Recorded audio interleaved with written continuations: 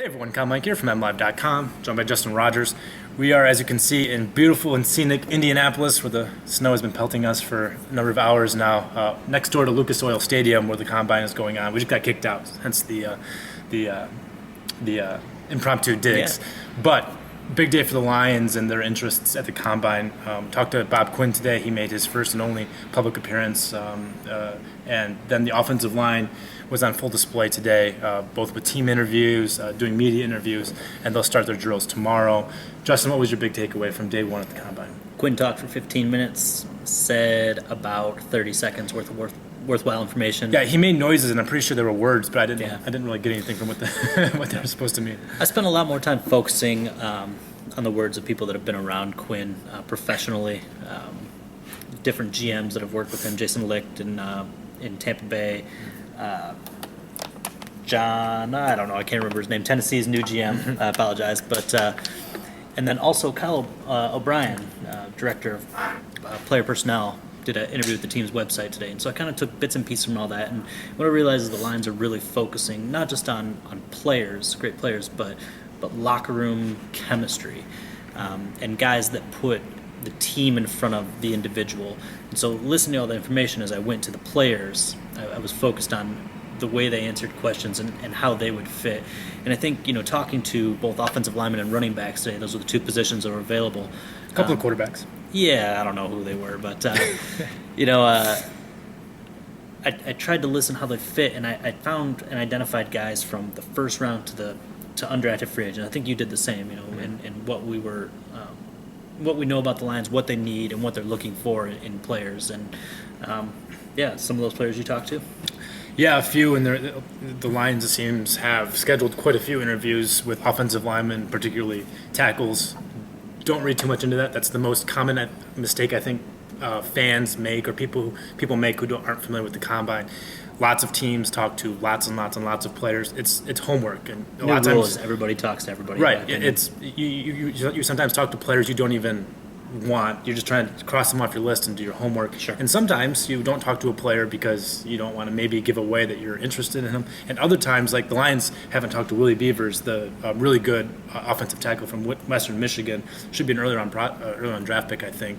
Would make sense for the Lions, you would think. And he was kind of mad because he's talked to so many teams, and he's from Michigan, he's from Southfield, and he wants to play for the Lions. But the Lions are like one of the few teams who haven't talked to him. And the point is that the Lions also have a local pro day, and so they could just be saving their interview with him for that. And so anyway, don't make too much out of the interviews, but the Lions have interviewed, or were about to interview, quite a few offensive linemen. Jack Conklin was the biggest name that I talked to, who had a formal interview scheduled with the Lions for Wednesday night.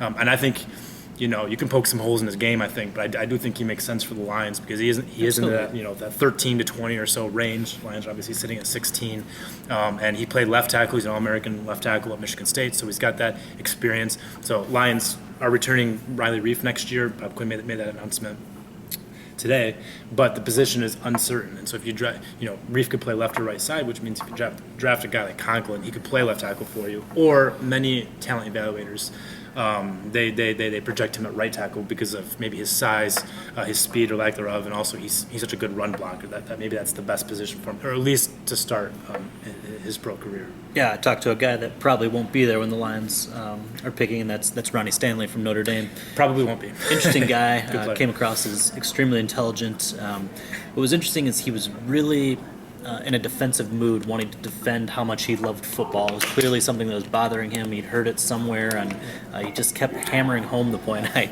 actually asked him, I go, where's this coming from? You clearly are trying to make a point here. And he's like, I don't know. I've just heard it, and I don't like it, and I want to clear it up. Talked to day two prospects, I think.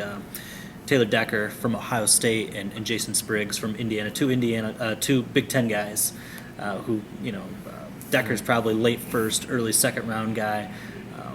He's really adamant about staying at left tackle. I mean, he said he would move to right tackle, but he just feels so much more comfortable on the left side.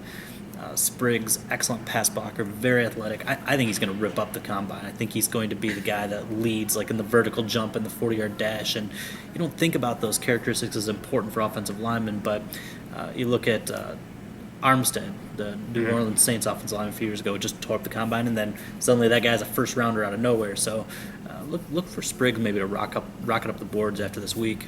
Yeah, if you look at, you can say a lot of things about the drills at the combine and how useful they are in actually evaluating NFL talent. But one of the drills that I've read that is most indicative of the best predictor of NFL talent is the explosive drills for the offensive linemen, the cone drills, the shuttle run, and those typically an offensive lineman who does well in those is more likely to do well at the next level. And it makes sense because you're really quick off the line. You get to top speed real fast. Because as an offensive lineman, what's the 40-yard dash really telling you about an offensive lineman? It's not. How often are you running 40 yards downfield? It's not very often for a lineman unless you're named Ezekiel Ansah or something and going 70 yards downfield. But the explosion drills are better indicators, and I think that's something definitely to watch as the offensive linemen get underway on Thursday and then swing into the field drills on Friday.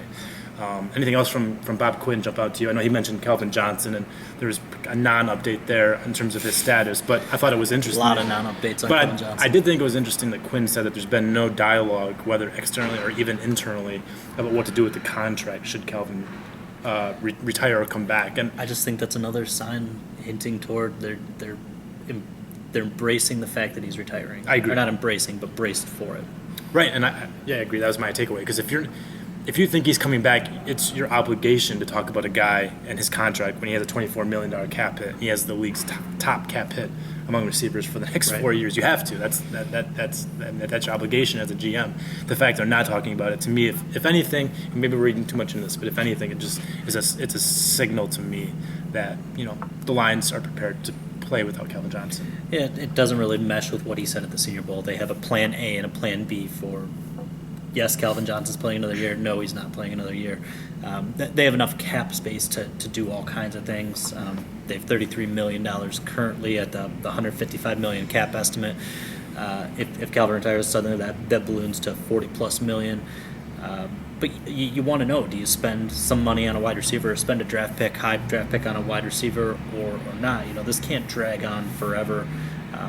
I think it behooves the Lions for Calvin to announced before the new league year starts in March 9th in that area, but I think we're going to hear something sooner than later. I really do. Well, free agency starts in 2 weeks from today. Yeah. So, I know that Quinn said there was no timetable even as it approaches free agency, but I think it's Calvin can take as much time as he wants because he's earned that, but he's also, he's everything you hear about him being a good guy and a team player and all that stuff. And I don't think you hamstring your team, your organization, by letting this linger into the start of free agency and not give them any kind of signal as to which way you're leaning. Yeah, one other point I wanted to make. I mean, I spent a lot of time with running backs today. It wasn't necessarily my plan going into the day, but I really feel like there's a lot of talent that's going to be available from the late third round, where Lions will have a comp pick from Ndamukong Suh until the end of the draft, and even into undrafted free agency that really fits what they're going to be looking for in a bigger back. I think Jonathan Williams out of Arkansas, who missed the entire year with a broken foot, is a really intriguing player. Peyton Barber, a guy at Auburn that only had one season, at the very end of the draft. Just a lot of potential there. And I can't believe how big Derrick Henry is. He weighed in today at 247. Yeah, 247. I tweeted that's basically like 2 TJ Joneses. It's monstrous. And he actually admitted that he came in a little heavy and was disappointed himself. But dude doesn't look 247. We're not talking like Eddie Lacy, where he's had too many chicken, drumsticks. This is a guy that's in fantastic shape. Yeah, let's see if our opinion changes on that once he starts running against an NFL defense. Right. Or runs a 4.7 40. Yeah, he'll want to drop that. But a lot of talent there. That's it for day one. Day two is up tomorrow. We'll be back here. It's the quarterbacks tomorrow that we're talking to, and that's kind of interesting because the Lions could be on the hunt for a quarterback. They haven't drafted one since 2009. Dan Orlovsky's contract is up. The Lions could be in the market for a middle to late round quarterback. Strikes me almost as a certainty. Yeah, middle to late rounds. Yeah, I mean, if you look at the Patriots, and that's the best barometer that I can see. Yeah. 6 quarterbacks were drafted by the Patriots since 2000. Wow. 2000 being the year that Tom Brady was joined the Patriots, and so they were not bashful about adding competition or depth at that position. A rule of thumb that a lot of experts use is every other year draft a quarterback. Lions haven't done it in 6 years. They're kind of due, I think, and there's a lot of middle to late round options because the quarterback market's not that great. And in terms of the top end of the market, there's not a lot of surefire candidates. But what that's done is bundle a lot of quality quarterbacks toward the middle to later rounds, which is perfect for the Lions, and we'll be all over that tomorrow. We'll be back here. Justin Rogers, Meinke, we're MLive. Keep it right here.